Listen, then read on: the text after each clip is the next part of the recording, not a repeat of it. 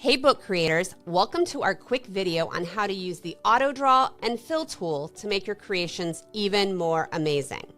First up, let's explore AutoDraw. Click on the plus sign in the top right corner and select the pen tool. Then you're going to select the AutoDraw Pen tool, which is the bottom one.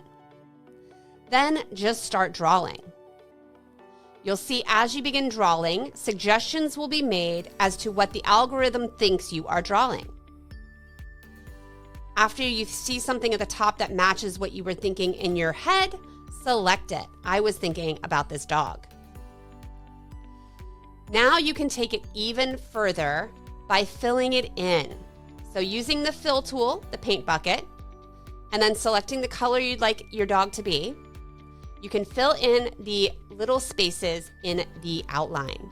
You'll also see for this one I have ear and his little cute feet, and I don't want to miss those. Now you'll see here, I actually overdid it, but it's okay. I can select undo and now go back to filling in his feet. Once I'm done with making him how I want, I can select him and resize him and reposition him anywhere I'd like on the page.